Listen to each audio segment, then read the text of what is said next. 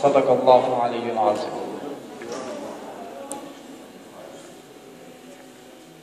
Bu günləri bildiyiniz kimi ikinci Qədr gecəsidir. Yəni, 3 dənə bir gecə Qədr gecəsi var. Sadəcə 3 dənə 3 günü qeyd olunub ki, bu 3 dənədən biri olacaq. Hansı biridirsə biridir.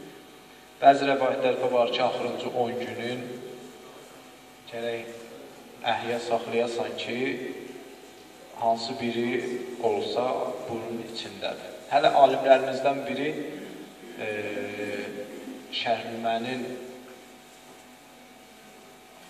sahibidir, yəni fiqh elminin böyük alimidir. O bir il əhya saxlayıb ki, bu Qədr gecəsi axır bu ilin bir gecəsində olacaq. Yəni o qədər Qədr gecəsi qiymətli gecədir.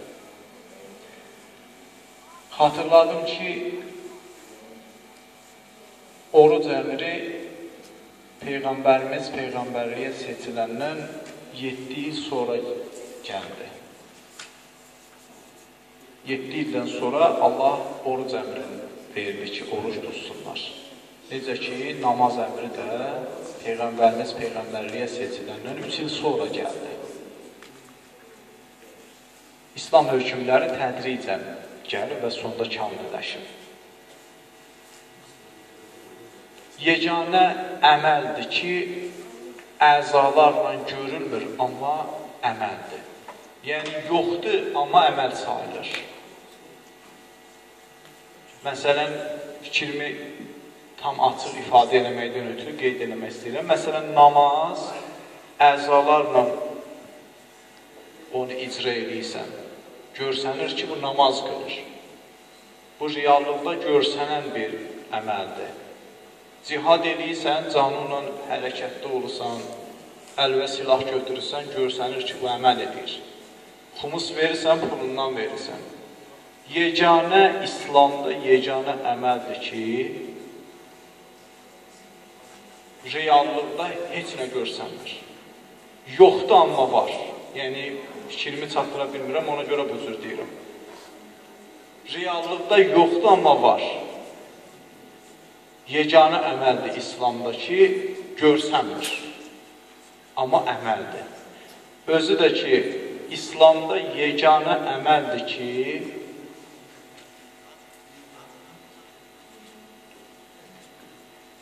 insan azad edirsən, əgərləri sən orucu tutmusansa. Qəsdən orucu tutmayan adam ya bir qul azad eləməlidir, ya 60 nəfərin bir günlük yeməyin verməlidir, ya da 61 gün oruç tutmalıdır. Bir günü qəzadır, 60 gündə cəzasıdır. Niyə görə belədir? Niyə görə bir gün insan oruç tutmasa, bir insan azad eləməlidir? Orucluğun haqqında ayənin özündə bunu bəyan edir Allah Teala. O nədir? Deyir, oruc sizə vacib edildi ki, təqvalı olasınız. Yeganə əməldir ki, bütün İslam hökmlərinin hamısı orucda cəmləşir. Yəni, İslamı anlamaq istəyirsinsə, oruca bax. Alimlərin gözəl bir ifadəsi var. Buyurur ki, Əs-savmu mədrəsətü təqva. Oruc təqva məktəbidir. Oruc təqva məktəbidir. Təqva nədir? Yəni, neçə cür izahlar verilir, mənalar verilir. Mən yaxşısı, xoşuma gələni budur ki, Allahın və məxluqun haqqına girməyəsən. Yəni, özü Allahın huzurunda hiss edəyəsən, Allah qarşısında tam təslim olasan və məsuliyyət hiss edəyəsən. Bütün İslam hökmləri hamısı orucluqda cəmləşir. Ona görə də Qur'anın Qədir gecəsində nazil olması təsadüfüdür. Həm ilk, yəni yaranışın ilk gecəsidir. yaranışın ilk gecəsidir. Bilirsiniz ki, birinci gecə gəlir, sonra gündüz gəlir. İlk gecədə Allah Teala dünyanın qəza qədəri müəyyənləşdirir ki, bu dünyanın ömrü nə qədər olacaq, dağın ömrü nə qədər olacaq, günəşin ömrü nə qədərdir, ayın ömrü nə qədərdir, yaratdığım heyvanat aləminin ömrü nə qədərdir. O ilk gecədə hamısı müəyyənləşir. Həmçinin nə qədər insanlar dünyaya gətirəcəm qiyamətə qədər və bu insanların aqibətləri necə olacaq, nələr eləyəcəklər. Hamısının qəza qədər məsələlərinin təyin olunduğu gecədir. Allah Teala da Qur'anı Qədir gecəsində nazil edib. Bu gecədə nazil edib Allah Teala. Həmçinin orucluq ayında Allah Teala nazil edib. Yəni bütün İslam elmi Qur'an Allah Teala nə eləmək istəyir, hamısı Qur'anda cəmləşir və əməli olaraq da orucda onu təcəllə elətdirir. Yəni Qur'anı sənə göndərir və sənə İslam nə deməkdir, onu orucda sənə göstərir. Mən hələ hamımızın başa düşə biləcəyi nöqtələri qeyd edeyim. Bəzən biz deyirik ki, biz filan şeyi adət eləmişik. O adət elədiyimiz şeyi tərk eləyə bilmirik. Gəlin görək, çörəkdən, sudan çox adət elədiyimiz şey var həyatda. Çörəkdən və sudan çox cismimizin ehtiyac duyduğu bir varlıq var həyatda. İnsanın bədəninin 75%-i səhv eləmirəmsə su təşkil edir, sudan ibarətdir. Biz anadan olandan indiyənə qədər sudan çox istifadə elədiyimiz bir şey yoxdur. Çörəkdən çox istifadə elədiyimiz bir şey yoxdur. Ancaq 18 saat sən bütün bu halal neymətlərin içində su gözünün qarşısında, çörək gözünün qarşısında, meyvələr gözünün qarşısında heç birisindən istifadə eləmirsən.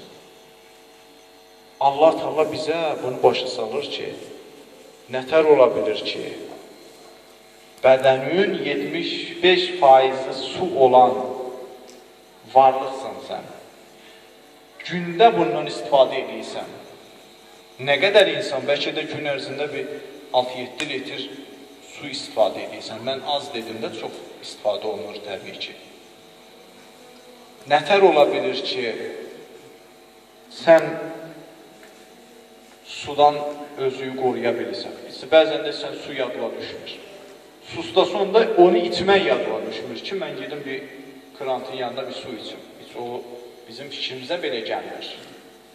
Bəs deməli, Allah Teala sənə deyir ki, bütün halal neymətlərdən çəkin. Elə isə insan içidən də çəkinə bilər.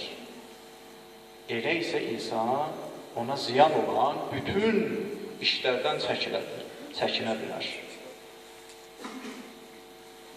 Həmçinin, görürsən deyir, oruç tutmasın, 60 nəfər insanı yedirdi. Orucluq, İslam nə deyir? İslam deyir ki, harada namaz əmri gəlib, orada zəkat əmri gəlib. Yəni, Allah Teala insanları Allaha ibadət eləyən vaxtda da sən, əgər sənin fikrindən keçirsə ki, mən namazı qılıram, inşallah bu namazdan sonra gedəcəm falan, ailə var, gedib onlara bir 10 manat kömək eləmək istəyirəm, onun işinə əl atmaq istəyirəm, o ibadətdən sayılır. Dəlilim nədir? Əli Rəsələm rükû halında ehsan elədi. Bir gün Peyğəmbərimiz namazı təcili qılırdı, cəmaat namazı. Namazdan sonra Peyğəmbərimizdən soruşdular ki, ya Peyğəmbər, niyə belə tələsikli qıldın, təcili qıldın namazı? Peyğəmbərimiz buyurdu ki, arxada bir südəmər uşağı olan bir ana namaz qılırdı və uşaq ağlayırdı, onun südə ehtiyacı var idi. uşağın haqqı pozulmasın deyə tez qıldım ki, ana tez gedib uşağa süd versin. İslam insanın insana münasibəti ilə onun Allaha münasibətini müəyyənləşdirir.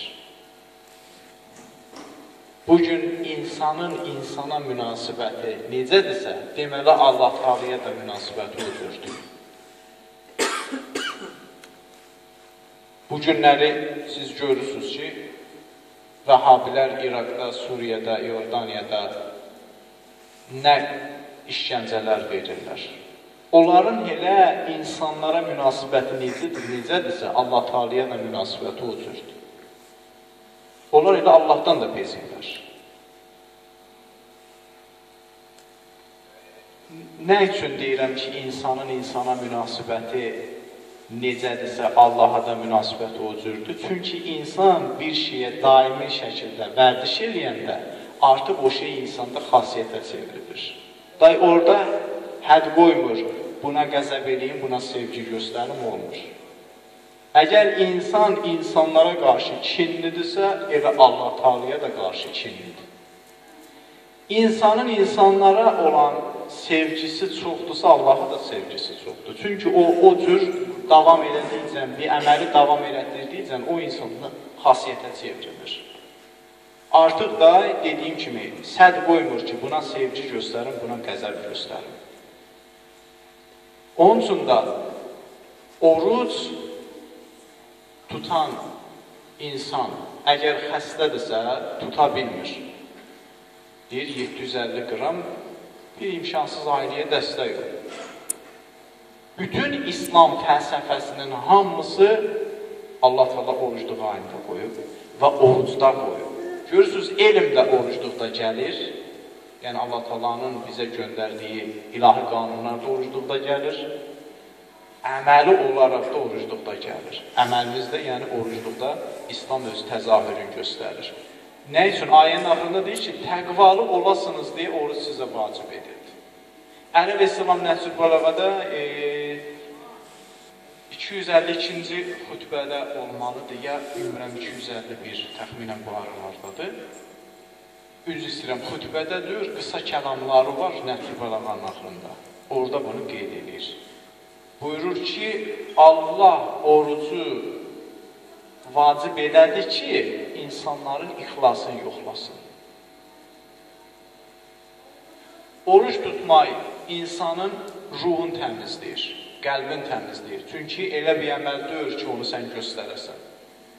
Görsənməyən bir əməldir. İnsan namaz qılanda mümkündür riya eləsin. Orucunda riya ola bilmir. Çünki görsənməyən bir əməldir bu. Dediyim kimi, yeganə əməldir ki, yoxdur, amma əməl sayılır. Nə üzvlərdən istifadə edirsən, nə əməllərdən istifadə edirsən, nə buradan istifadə edirsən, amma əməldir. Yeganə İslamın əməlidir ki, bütün İslam hökmlərinin hamısı onun içində cəmləşir. İslam nədir? Buyurur ki, bu şeyi elə, bu şeyi eləmə. Və bununla sən kamillik dərəcəsinə çatacaqsan. Allah Teala da buyurur ki, orucu sizə vacib elədim ki, kamil olasınız. Mənə yaxın olasınız. Təqvalı olasınızdan məqsəd odur. Çünki insan özün haramdan çəkindirirsə, ilahi vacibatı yerinə yetirirsə, təbii ki, Allaha yaxın olacaq. Deməli, yeganə əməldir ki, bütün İslam fəlsəfəsinin hamısı onun içində cəmləşir. Hətta insanın yoxdan necə var olmasını da göstərir ki, necə siz olmayan şey sizdə əməl sayılır, biz sizi yoxdan var eləmişik və sizi təkamülə çatdırır. Həmçinin Allah Teala bizə orucu vacib eləməklə istəyir ki, maddi aləmdən biraz uzaqlaşaq.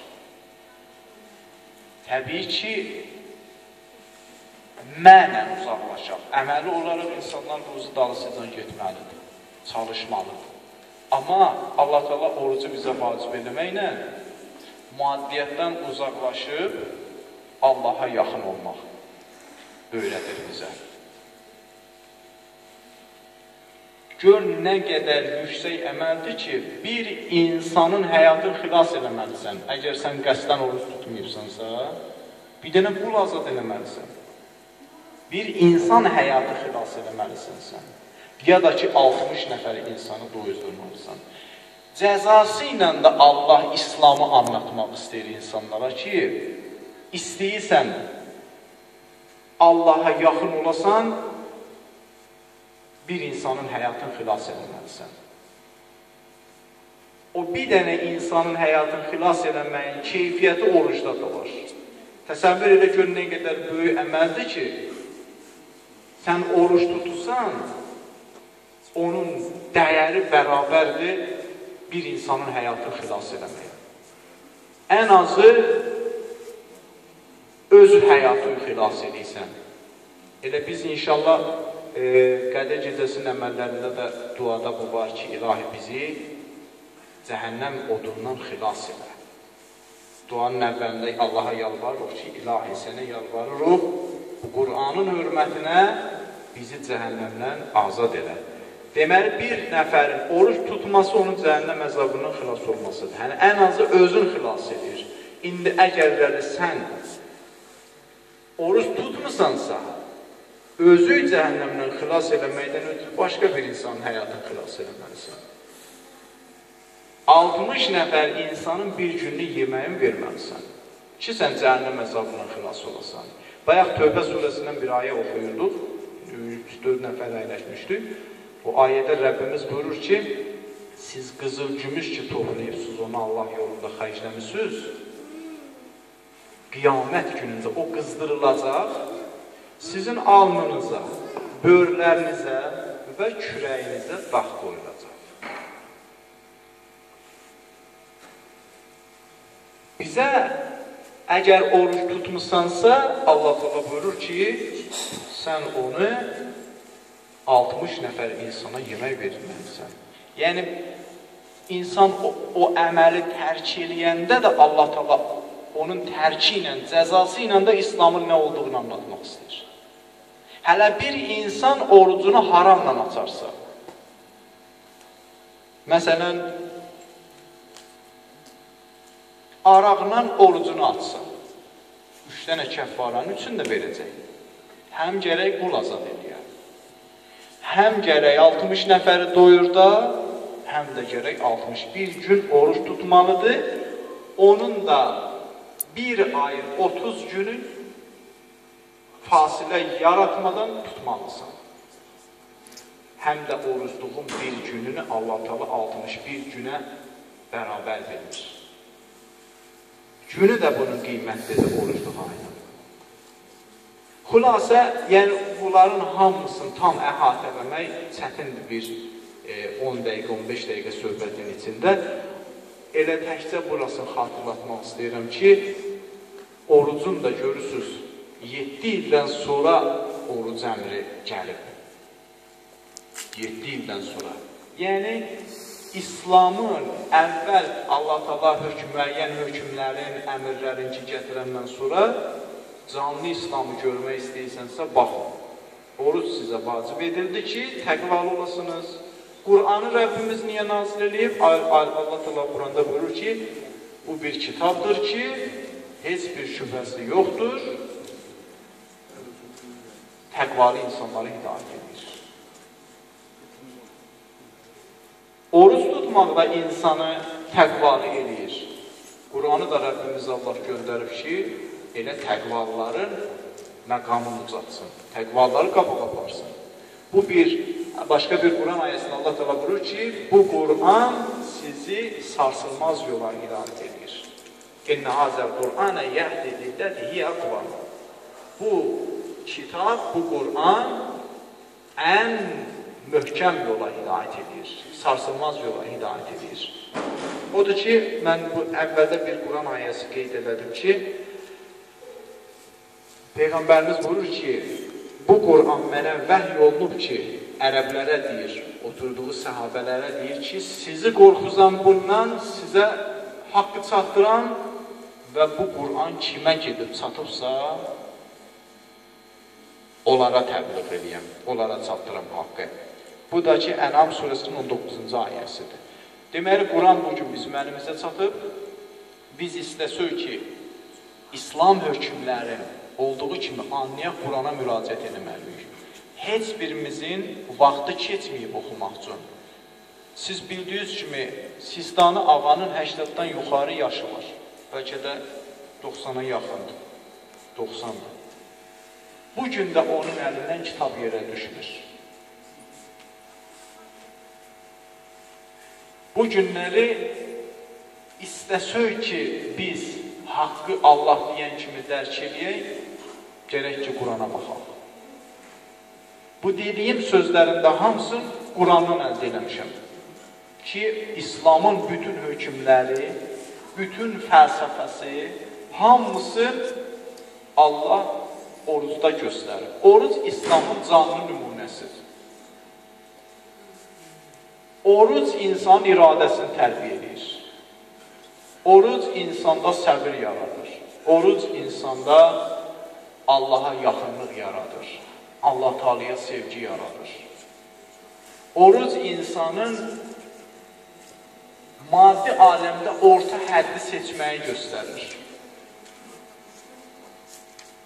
Normal bir o başdan yiyirsən, bir də iftar vaxtı yiyirsən.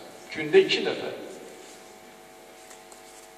Həm yeməkdə orta həddi bizə göstərir, həm maddiyyatda bizə orta həddi göstərir, həm Allaha yaxınlıqda bizə orta həddi göstərir. Bütün sahələrdə Allah Teala oruc vasitəsilə bizə bütün Qur'anı bəyan edir ki, İslamı canlı görmək istəyirsənsə, bax oruca. Adi görürsünüz ki, döyüşdə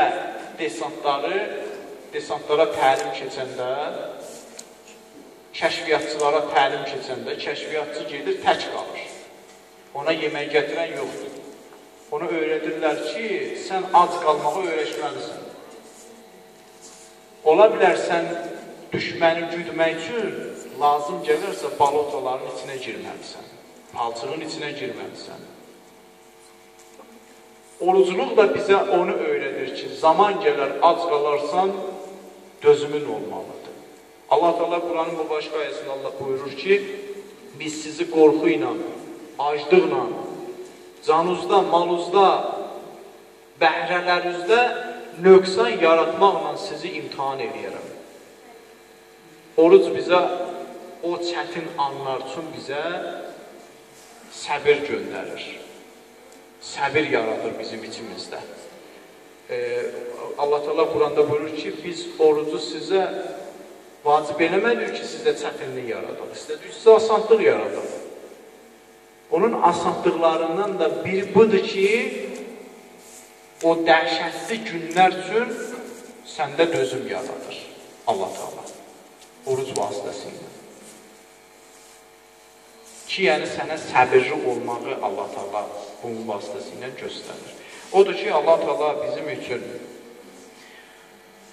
bu Qədr gecəsində Qur'anı bizə nazil edir. Özü də ki, orucluq. Biz sadəcə həqiqətən də hələ biz dərindən bilmirik orucluğun mahiyyəti nədir. Məsələn, orucun hədislərimizdə var ki, Peyğəmbərimizdən də səbəbimiz hədis buyurur ki, oruc deyir, cəhənnəm arasında, cəhənnəmlə sənin arasında bir qalxandır. Səni qoymaz cəhənnəmə getməyə. Təbii ki, əgər orucun keyfiyyəti olarsa, Əleyhisselam buyurub ki, bəzi insanlara orucundan ac qalmaq qalır, namazından da əyilib düzəlməyi, boş zəhməti qalır. Onun üçün də İslamın elə bir əməli yoxdur ki, göstərişi yoxdur ki, orada təfəkkür olmasın. Nə üçün oruç tutduğumuzu, niyə Qədr gecəsində oyaq qalırıq, niyə filan duaları oxuyuruq, bunların mahiyyəti nədir? Əsas bunun mahiyyətini biz anlamalıyıq. Peyğəmbərimdən keçən Qədr gecəsində Müzzəmmil surəsinin əvvəlinci ayələrini qeyd elədim ki, Allah Teala buyurur ki, gecənin bir hissəsini dur, yarsın, ya yarsından az, ya yarsından çox, bu sənin öz ixtiyarındadır. Dur, Qur'anı tərtillə oxu, yəni onu özün oxu, anla və insanlara anlat. Bu günün Qədr gecəsinin əsas keyfiyyəti unutmayaq. əsas keyfiyyəti odur ki, Allah Teala bu gecədə bizim taleyimizi müəyyənləşdirir, həm də bizim qəlbimizə Quranı ilham edir. Mümkündür Allah Teala Quranı bizim qəlbimizə ilham eləyər. O zaman bizim başımız başqa işlərə qarışar, təzədən Allah Teala onu alan bizdən. İstəməzsən alar. Necə ki, bəzən insan günah edir, Allah Teala onun sağlamlığını əlindən alır. Sağlam olmağı əgər sən ürəklə istəsəydin, günah eləməzdin. Əgər sən istəsəydin ki, sənin əlindəki varın, dövlətin, malın əlində qala, sən onu Allah yolunda xərcləyərdin, sədəqə verərdin, artardı. Bərəkətli olardı. Odur ki, o qədər diqqətli olmalıyıq ki, qəlbimizə bu gecədə o qədər nəzarət eləməliyik ki, Allah mümkündür bizim qəlbimizə bir ayənin təfsirini göndərər. Öz gücümüz səviyyəsində, öz imanımızın səviyyəsində Allah bizim qəlbimizə o ayələri ilham eləyər. Keçən Qədr gecəsində qeyd elədim ki, Qədr gecəsi tarixdə olub keçmiş bir hadisəni qeyd eləmirik. Qədr gecəsi bugün təzədir. Peyğəmbərimiz bu gün də olsaydı, bu gün Peyğəmbərimizin qəlbinə Quran nazil olacaqdı. 23 il ərzində Peyğəmbərimizin qəlbinə hər il Quranın yeni təfsiri nazil olurdu. Hər il. Və bunu da Allah Teala heç kimdən əsirgəmir. Bu gün də istəyən hər bir müminin qəlbinə Quranı Allah Teala ilham edir. Necə Peyğəmbərimizə vəhiy edirdi və sonra da başlayırdı Peyğəmbər hər il Qədr gecəsində Allah Peyğəmbərin qəlbinə ilham edirdi ayəni. Zamanına görə, bu ilin tələbatına görə Allah açırdı onun mənasını onun üçün.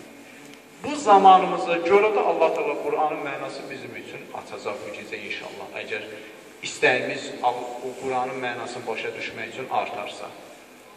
Odur ki, Qədr gecəsinin vaxtı gün batandan, şam namazının vaxtından ta ki, hətta mətlail fəcr Qədr surəsində Allah Teala bunu açır. Ki, sübhə qədər, sübh namazına qədər Qədr gecəsinin vaxtıdır. Amma mən keçən Qədr gecəsində qeyd elədim ki, Müzzəmmil surəsində əsas Allah insandan keyfiyyət istəyir. Yarısın əhya saxla, yarısın oyaq qal. Amma bir dənə ayənin mənasını anla. Bir dənə İslam hökmünü anla, o bir saat bəs edirsən. Nəinki uzun qalasan, ancaq heç nə bilməyəsən. Vaxtı hədərə keçirdəsən.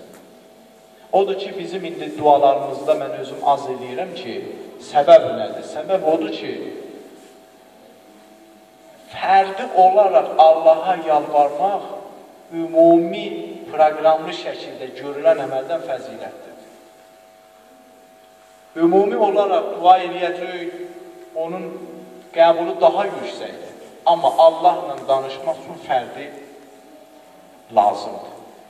O ki, biz indi bir saat çəkəcək bizim bu dualarımız, tədbirimiz, ondan sonra vaxtı hədərə keçirtmək özümüzə ziyan eləyəcək. Sübhə qədər Allah bizə nəzarət eləyir. Qədr surəsində də bilirsiniz ki, mələklər nazil olur. Özü də bir dənə də varlıq var, onu hələ alimlər tam aça bilməyiblər. Aça bilən də onu demir. Ki, biz başa düşə bilmərik o nə deməkdir. Deyir, mələklər və ruh nazil olur.